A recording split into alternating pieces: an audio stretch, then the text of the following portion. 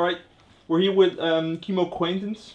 You're a lecturer in cyber power and national security at the University of German Federal Armed Forces in Munich. Yes. What do you do? Basically, I try to get my head around what's happening in the social world and what's happening in the political world because of the changes of the digital age. All right. So a lot of what I'm looking at are shifts in power, how hierarchies are being challenged by networks. So trying to look at some of the bigger picture questions about the digital age. All right, well, one really big picture question that's been on our news feed all the time is like big hacks, iCloud, Dropbox, and they're all like related to somebody left his password at a place. You shouldn't leave it. And then, well, basically a password is just like a secret I know, nobody else knows, and that's why it's secret. Yeah. How are we going to move forward with that? Is a password enough? No, I mean the password system is fundamentally broken. I mean, what we've gotten to at this point is we've gotten to a complexity of the number of services we use where it's impossible to really keep a secure credential set for each one and keep it in your head. You know, I gave the example in the presentation of someone who, it's a typical user who has 75 different password protected services. Yeah. And the ability to crack passwords is increasing. So there's no way we can keep it in our heads. That's why I recommend to all the clients I work with and all of my students, the password system is broken, but for the time being, use a password manager. Use a professional service that does it for you, gives you strong, unique passwords for all of your services. All right. And then on top of that, you also said you need to secure your email account like double, triple. Yeah, I would just say double is enough. All right. Because the reason that the email account is so important is that the email account really sits at the center for almost everyone of all of this environment of services. Yeah. So if the primary email gets compromised, hackers can then go and compromise all of the other accounts with password resets. Yep. So the most important thing that an average user can do is to use something called two-step verification or two-step access. I use it with Gmail. It's a standard service. So then it tracks not only my login credentials, but it tracks the devices I use. And if I'm using a new device or I'm using it from a new location, it asks me for a code that's sent to my mobile. Yeah, so it adds an extra layer of verification, not only the password, but like your phone or anything else. All right, interesting. So then, well, we're moving forward. That's like the services you have and you own. But next to that, there's a lot of data you put out in the world. Say through Facebook to, well, mostly Facebook, I guess, but then Twitter or other services.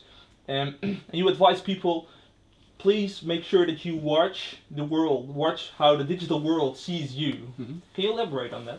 Well, I think it's shocking for most people who start to do a deep search on themselves to see how much data is continually coming up, and especially data that's now being tagged through photos. Yeah. So even people who don't have a Facebook account, don't post photos of themselves, they'll find that their photo is coming up on the web being tagged by other people. You know, today for myself, just speaking at the presentation, now there's a lot of photos I didn't create, but that are about me being here. All right. The important thing is that those images are usually taken out of context. And as we become more transparent, it becomes easier for people to access the data. It becomes more important for all of us to know what are those little windows into our lives. How can we manage it? Yeah, but can you manage it? Is it manageable?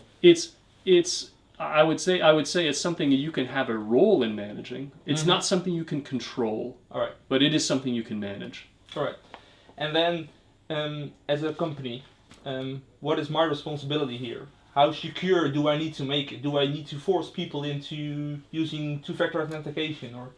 Well, for two-factor authentication, I think that's a really good, just basic policy for a company to secure all of the primary emails. All right. But the role for companies is really changing from one where in the past they could tell you the yes or no, don't do this, don't do this, don't do this.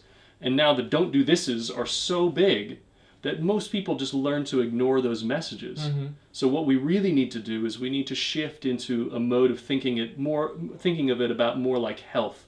All right. That instead of stopping all disease, what we're trying to do is manage disease when there's outbreaks and help people take behaviors that keep themselves healthier. It's lifestyle choices. All right, interesting.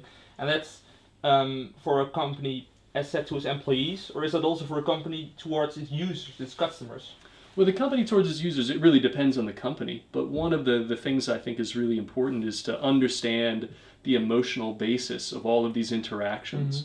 Mm-hmm. So many companies are getting excited about the possibilities of technology without really putting themselves in the shoes of a user who isn't already excited about it. So that building trust and that building a sense of how does the user experience it? How does it fit with the rest of their life? All right. Is it seen like an intrusion, or is it something that they're welcoming? All right. That's the basic key thing there, is that you have to build the trust. You have to build a relationship with your customer. That's your responsibility. And you have to think of it as, the mobile phone is something that already is an intimate relationship. Mm-hmm. I hold it. It sits near my body the whole time. Yeah. Things that come here have to be treated with a bit of that intimacy. All right. Cool. One last question. Looking forward to 2015, what do you think is going to be the biggest mobile trend? What are we going to do? Well, the biggest mobile trend, I think the first big mobile trend is going to be what we're seeing with mobile payments. All right. What we're seeing with beacons. Further out, maybe the end of 2015, 2016, I think there's going to be a lot of exciting things happening in virtual reality. All right. As mobile will be the access point for a lot of people to experience virtual reality. Oh, great. So let's payments and beacons and VR maybe later in the year. Exactly. Right. Yeah. Thank you very much. Thank you.